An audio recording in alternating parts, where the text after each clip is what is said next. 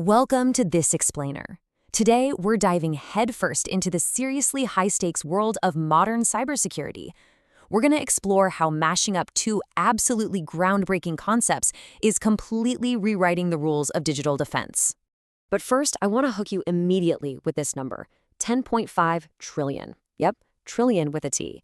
According to Cybersecurity Ventures, that is the staggering projected annual cost of cybercrime globally by the year 2025. To put that into perspective, we're talking about the largest economic transfer in human history. The sheer scale of this number tells us one thing loud and clear. Our conventional security tools, they simply cannot keep up with this fast-moving threat environment anymore. We absolutely need a fundamental paradigm shift. So, how are we going to unpack this trillion-dollar problem today? Here's our roadmap. We'll start with the dead security perimeter, move into spotting the invisible anomaly, how machine learning learns, zero trust architecture explained, the AI and ZTA synergy, and finally wrap up with real results and future risks. All right, let's jump right into Section 1, the dead security perimeter, or as I like to call it, falling castle walls. You see, traditional security essentially relies on a medieval castle approach. You build a thick perimeter wall, check signature-based defenses at the main gate, and then you just implicitly trust everyone who makes it inside. But modern threats, they bypass those gates entirely. We're dealing with zero-day attacks and polymorphic malware. This is invisible, shape-shifting code that can literally modify itself to remain undetected. It's wild. And because our old traditional systems are failing to recognize these shape-shifting threats, well, they just start sounding the alarm at everything. This brings us to a pretty terrifying reality. 67% of organizations report that they actually ignore some of their security alerts. Why? Just sheer overwhelm. It's a phenomenon known as alert fatigue. Security teams are drowning in so much noise that they literally cannot filter out the true threats from the false alarms. Which brings us to Section 2. Spotting the invisible anomaly using smart AI guards. The crucial point here is how we define anomaly detection. Remember, traditional systems wait to recognize a known enemy's face. AI anomaly detection, it doesn't care about faces, it cares about behavior. It learns what a normal Tuesday looks like on your network. The moment a user or an app starts acting strangely, say, downloading a massive database at 3 a.m., the system flags it immediately. It identifies the threat without ever needing a prior signature. Okay, moving to Section 3, how machine learning learns, and specifically, categorizing normalcy. Machine learning actually pulls this off in two primary ways.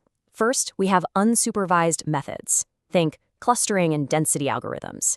These don't require pre-labeled data. They just monitor the raw, chaotic traffic and naturally isolate weird, low-density outliers. Supervised methods, on the other hand, act a lot more like a trained detective. By feeding on massive amounts of labeled data, they learn to classify new, incoming data as either trusted or anomalous in real time. But you might be wondering, how do we mathematically prove these AI guards actually work? Well, we evaluate them rigorously. We look at precision, which is the ratio of correctly identified threats. But we absolutely have to balance that using something called the F1 score. We do this to ensure we aren't just triggering false alarms and throwing our security teams right back into that 67% alert fatigue we talked about a minute ago.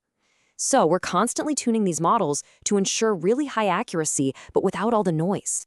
That leads us perfectly into Section 4, Zero Trust Architecture Explained, the uncompromising policy. I really want you to internalize this core philosophy right here. Never trust, always verify. Remember our medieval castle analogy where everyone inside the walls was trusted? Yeah, zero trust completely destroys that concept. In a ZTA framework, it literally doesn't matter if you're logging in from a local coffee shop or from the CEO's desk inside corporate HQ. The system assumes you are a threat until proven otherwise. You have to show your ID at every single internal door, constantly. In practice, this heavily relies on the core principle of microsegmentation. By separating workloads, even if an attacker manages to breach one area, they basically hit a brick wall. They cannot spread laterally. Google's Beyond Corp initiative is a perfect real-world example of this. They eliminated traditional perimeters entirely to focus solely on constant device and user-level authentication. It's a total game changer.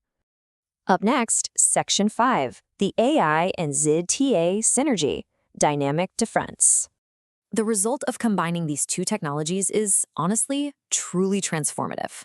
AI acts as the engine driving that continuous verification. When the behavior analytics detect a compromised account, the AI autonomously triggers an adaptive response right within the zero trust framework. It instantly locks a door or revokes access before a human even blinks. This fundamentally shifts security from being static and reactive to dynamic and predictive. So, on to our final piece, Section 6, Real Results and Future Risks. Right, so the pivotal question you should definitely be asking right now is, does this actually work outside of a textbook? Like, when a real enterprise implements this AI and zero trust synergy, do the numbers actually back it up? Well, looking at the numbers before and after AI integration reveals a massive breakthrough. Threat mitigation time? It drops staggeringly from 24 hours down to just 8. Incident response times plummet from an average of 12 minutes to a mere 4 minutes. And those annoying false positive rates? They drop by over 60%. This is a huge revolutionary leap in operational efficiency. But let's keep this grounded in reality, okay? This isn't a magic wand, and the cybersecurity arms race is far from over. As we use AI to defend our networks, cybercriminals are out there building adversarial AI specifically designed to trick our machine learning models. We're also facing hurdles like class imbalances in our training data and the very real risk of algorithmic bias messing up our threat categorization. And that brings me to a final, slightly provocative thought I want to leave you with today. The black box nature of deep learning means that sometimes AI makes these incredibly accurate threat assessments, but we can't fully unpack exactly how it reached that conclusion. So as we hand over the keys to our digital kingdoms, the ultimate question really becomes, how can we fully trust a security system whose split-second decisions we can't fully explain? It's a high-stakes dilemma for sure, and it's one that's going to define the next decade of cybersecurity. Thanks so much for joining me on this explainer. Keep asking those tough questions, and I'll catch